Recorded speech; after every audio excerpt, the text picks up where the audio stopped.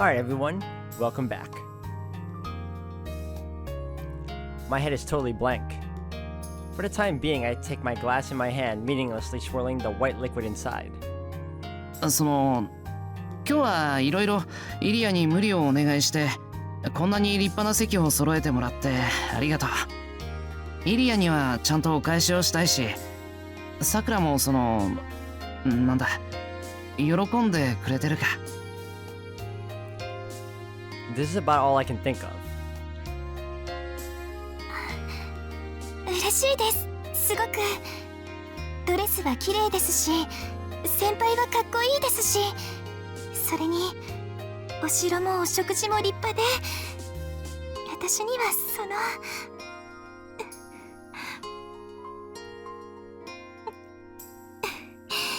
泣いちゃダメですね。嬉しくても。ありがとう先輩、イリアさん。こんな席に呼ばれて本当に嬉しいです。私。ありがとうさくら。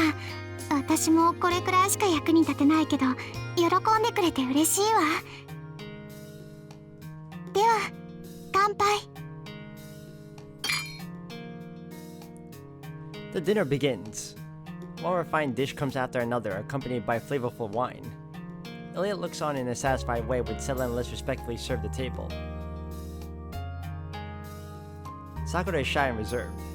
On the verge of tears, she looks to be modestly soaking in plain happiness.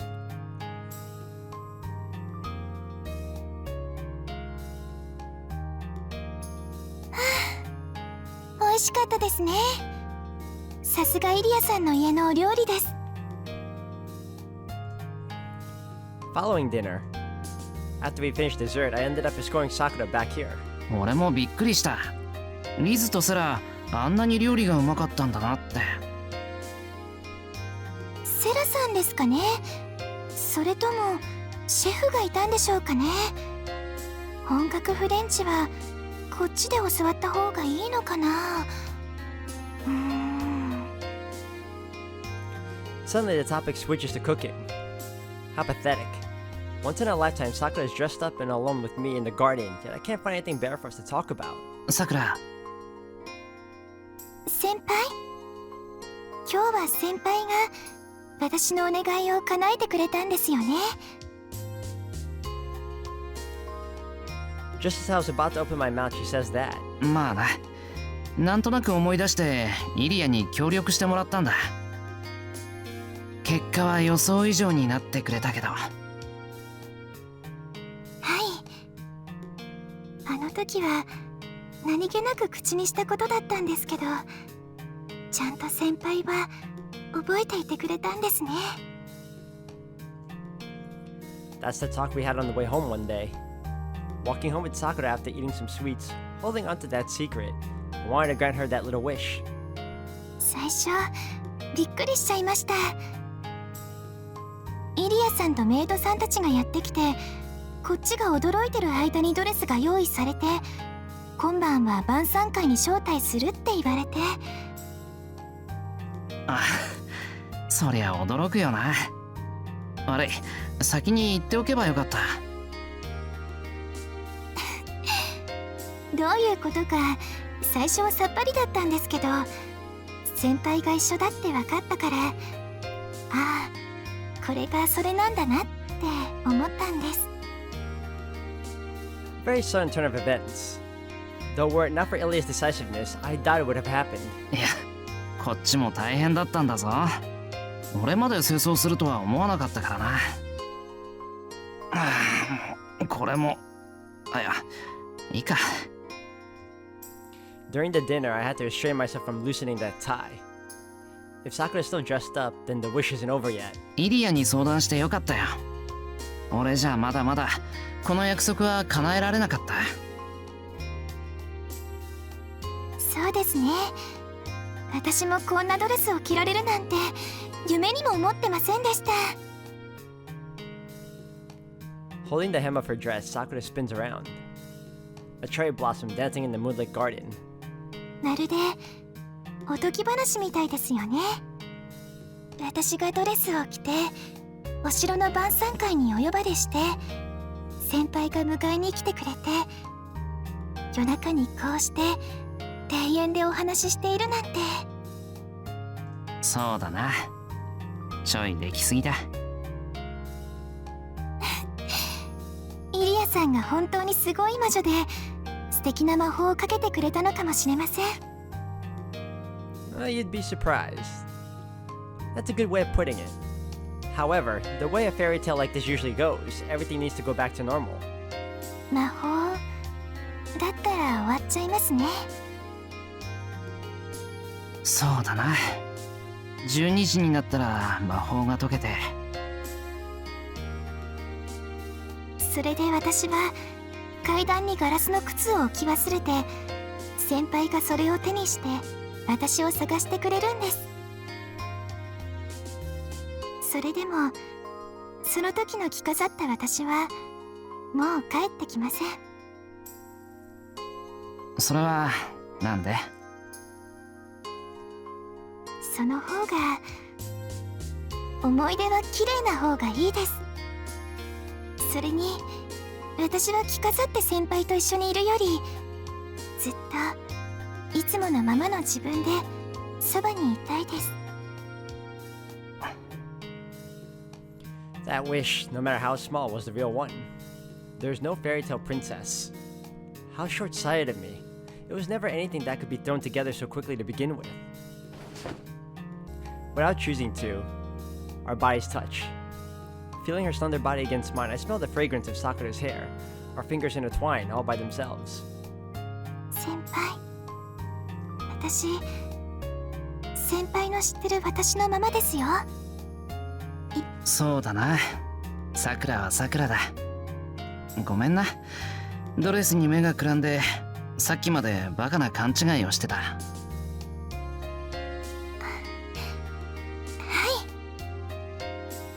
She raises her voice in agreement. There's no Princess Sakura. She may look like a princess before my eyes, but it's the same Sakura as always. She had avoided making that mistake from the very start. 先輩、いいですか？いいって何が？私がずっとそばにいて、それを許してくれますか？そばにいる麻藤さくらって女の子はこんな着飾ったお姫様じゃないんです。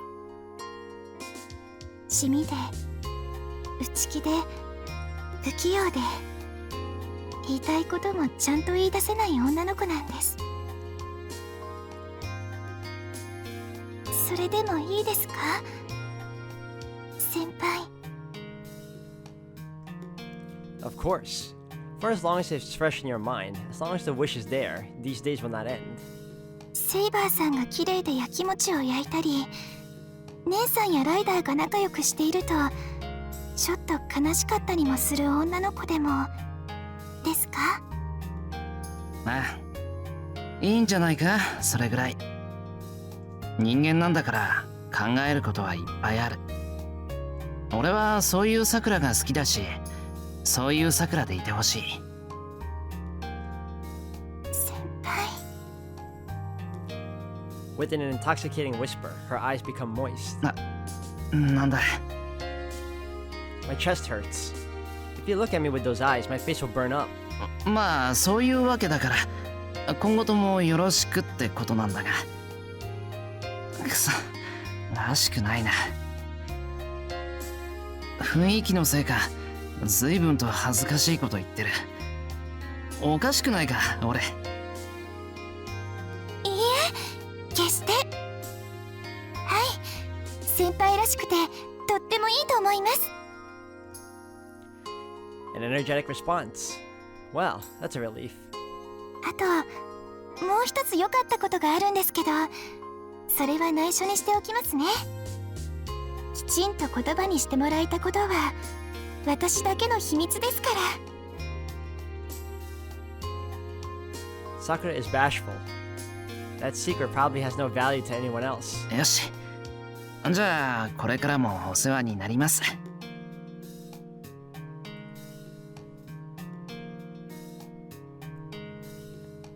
え、私こそ先輩にお世話になります。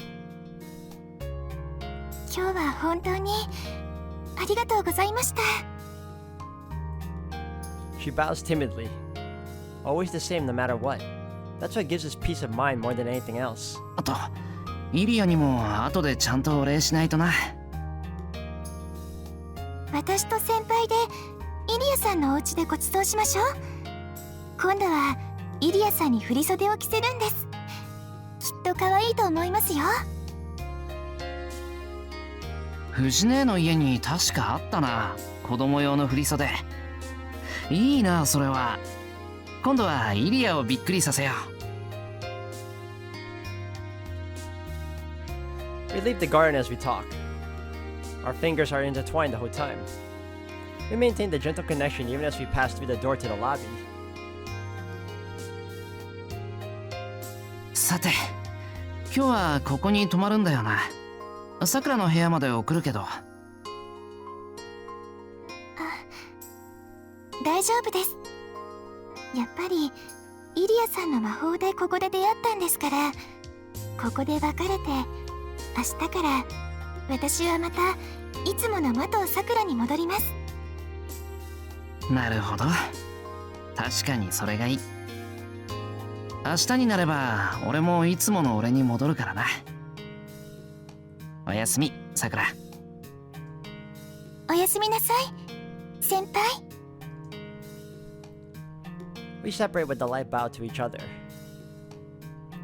The night is as dazzling as her dress comes to an end. Carving this burning feeling into my heart, I head towards my room to face the upcoming morning. So as to never forget, I blink several times as if imprinting that image of a beautiful cherry blossom into my eyes.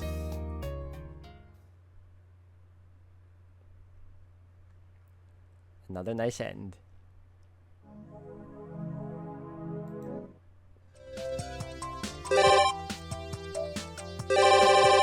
Alright, anything... Oh, church. Okay. No signs of people in the plaza. The house of God stands quiet, no visitors in sight. This place stands far away from the world. Further still from heaven, a place of confession for the lost. A girl unknown to me is waiting at the church. Whether it is the first or the last, it has no meaning here. She is something that never existed to begin with. She's everywhere and nowhere, just like him. The flow of time is irrelevant here. If I'm not mistaken, I am visiting this place for the second time. I start walking toward the church. Of course, I don't really have any business here. I got all the information I needed last time. It's obvious that this woman is still hiding something from me, but I don't think she'll tell me anything more than she did last time. Her help isn't needed to resolve this incident. ほんと何の用もないんだけどな。I place my hand on the door while grumbling. There are both good premonitions and bad ones. Without a doubt, this sudden urge to come here isn't going to be a good one for me. I wonder what it means when he emphasized the me in that sentence. The hymn continues. I take a seat and wait for the end of the long reminiscence.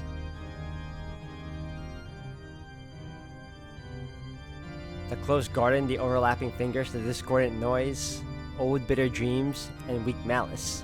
It's a story from not long ago. The priest that was here 6 months ago would rend open the hearts of people with his words and actions. His methods were indirect and coercive. He would seize an opening to trample upon their deep wounds. That woman is the same as the priest. Her methods differ, but this music deprives people of their affectations as well. It's somehow unsettling.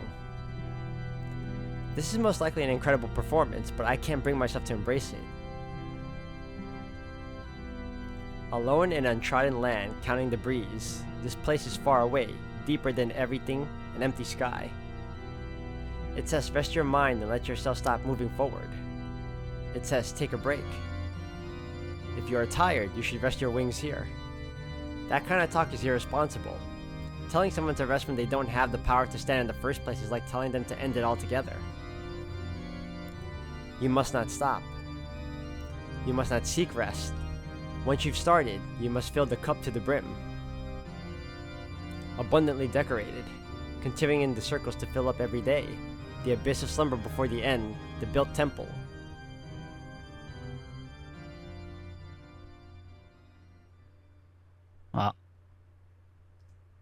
Her performance was over before I knew it. I breathed a sigh of relief once I no longer have to listen to that unbearable piece. And, before I knew it, that woman was standing right in front of me. いや、お疲れ。いい曲だったな。I lift my head and without standing, begin to applaud. それはどうも。あなたは音楽に関心が？ついさっきできたところ。調べたなら知ってるだろうけど、割と無趣味なんだよ、俺。真面目にオルガンを聴いたのはあんたと知り合ってからか。なんだ。つまりそれぐらいあんたの演奏はお上手だったってこと。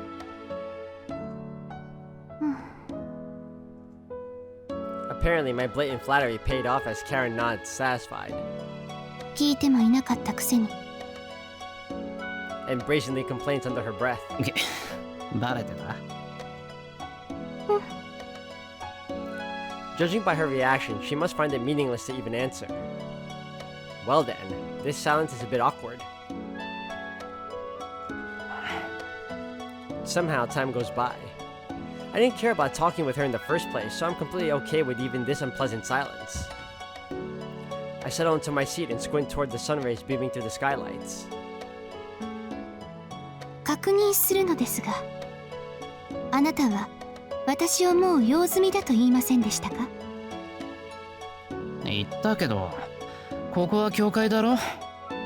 用がなきゃ来ちゃいけないっていうのか？ I immediately respond to her unspirited question. そうですね。訪れる者が迷いを抱えているのなら拒めません。もっとも、あなたは子羊には程遠いですが。辛辣だな。けど何も言い返せないな。懺悔したいことは見当たらないんで、やっぱりあんたに用はないや。では、私との接点はありませんね。Our conversation ends on that note. The church fills with silence once again. She ought to understand my stance here, and yet Karen stands unmoving in front of me. We haven't got any business with each other, so she could just leave me alone and go back to her room. 他に話はないのですか？だからないって。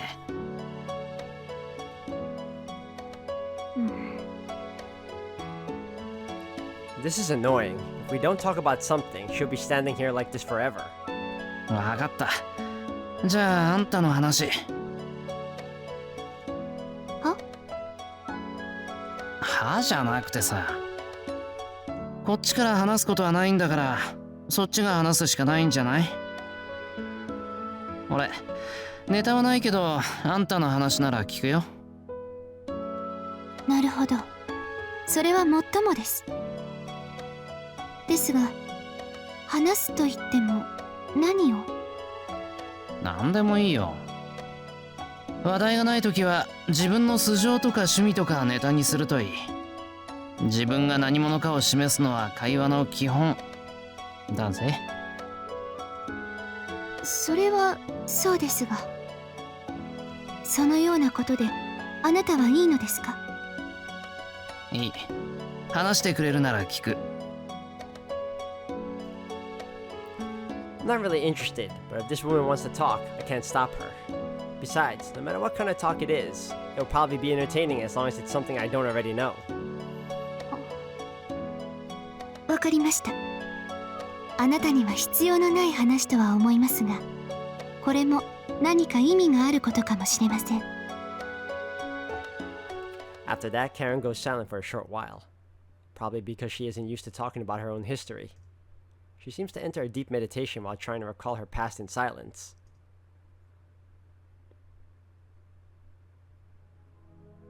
In the end, it was a predictably tedious tale.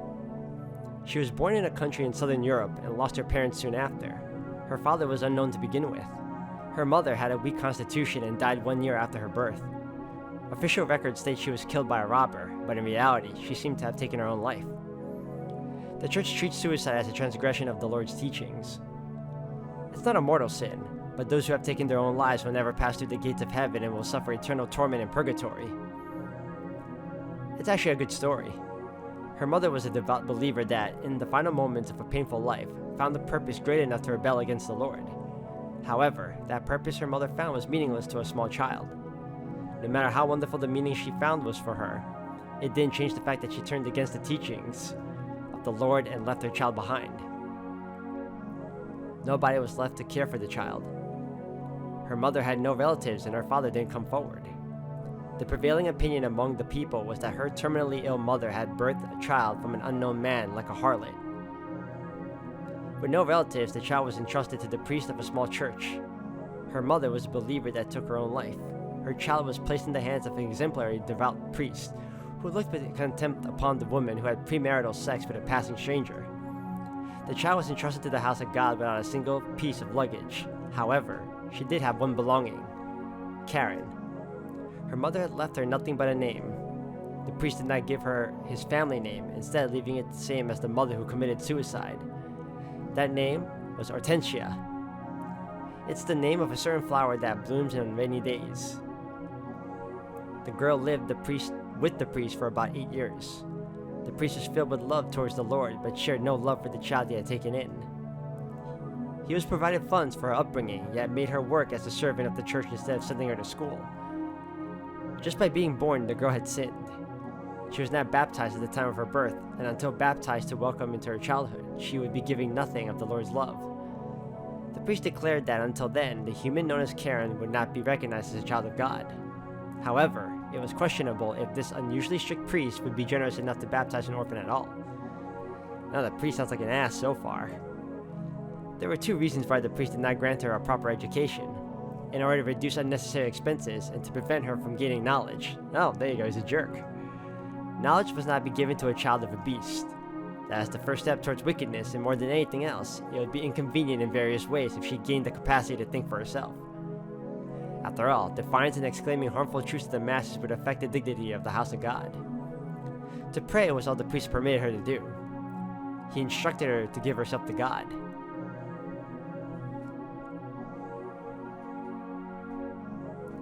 This continued for 8 years. God. Maybe she became used to suffering, or maybe her emotions were broken from birth like her father's. The girl didn't think of her life as difficult.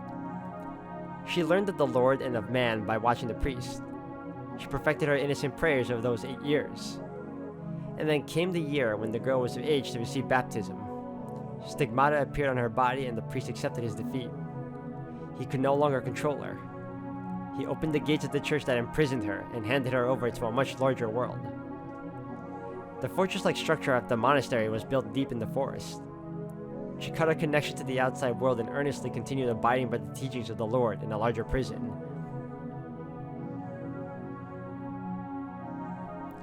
It was a separate world. For the men who lived there, it embodied the very virtues of poverty, purity, and meekness that they strove for. The monastery was a self-sufficient community consisting of devout followers, and all necessities for living were made within the monastery. The followers made their own food and clothing, and as a modest pleasure, a small amount of wine and cheese. Detailed rules for each monastery are different, but the principles are the same. There was only labor for living and prayer for the Lord. Inside the high walls, there was a world of peace and harmony. To achieve a union with God, they renounced the ways of the world and formed the close society of the chosen faithful. Naturally, the lifestyle requires more discipline than at a local church in every aspect.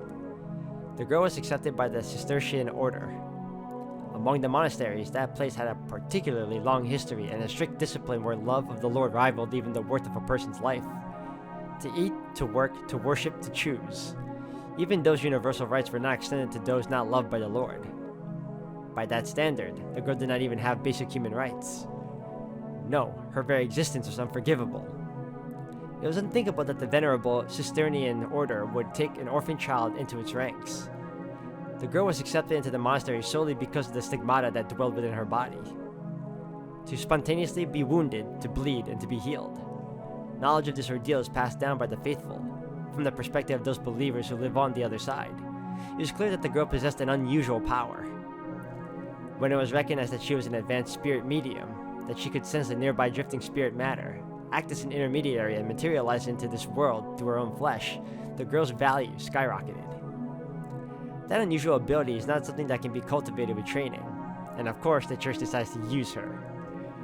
An ability held from birth, it is a genetic predisposition unrelated to the will of the individual. Such a rarity having a high value is only natural.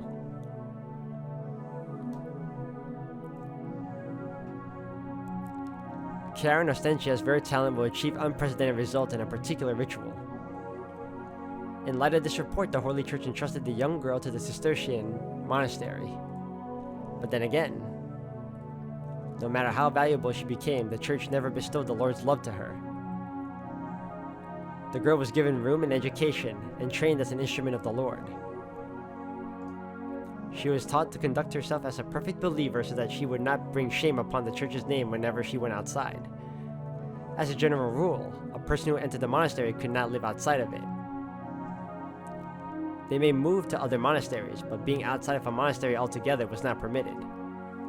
However, she was not invited to be a Cistercian nun, an agent.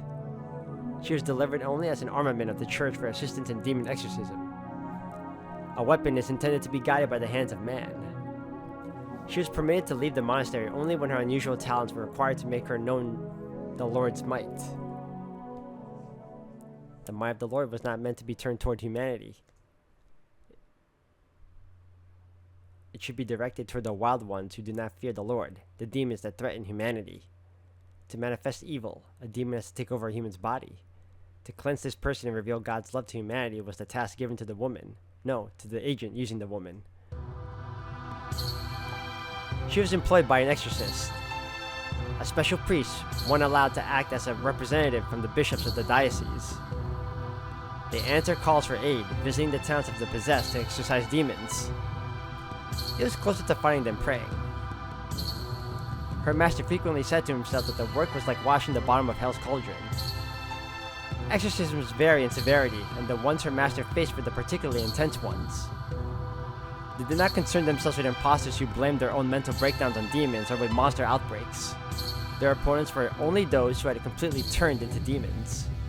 The tragedy caused by a true demon isn't something that can be endured by the human mind. All towns visited by the exorcist had deviated from the world of humans.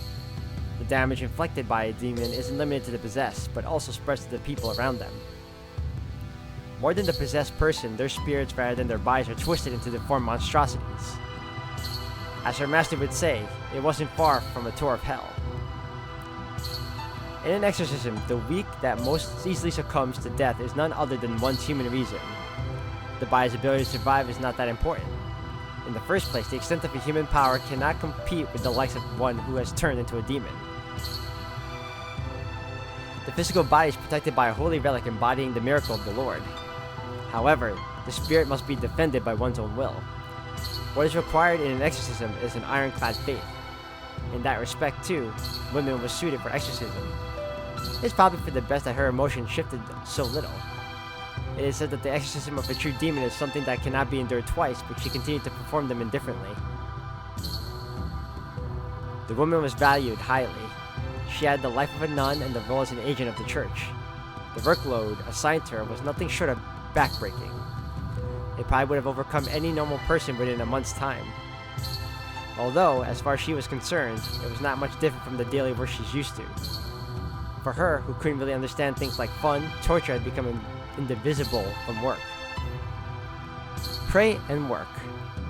It's ironic. Those words which symbolized the monastery had come to symbolize her own life as well.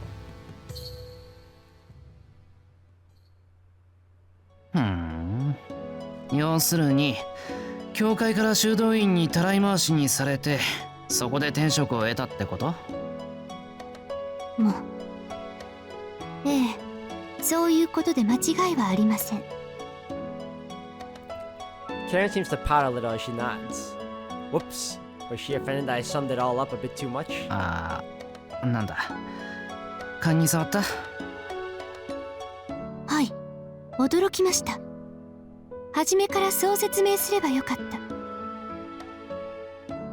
今のまとめ方ですが、次から使わせてもらっていいですか？ Her admiration and proposal are both sincere. Whatever, I don't get this girl at all.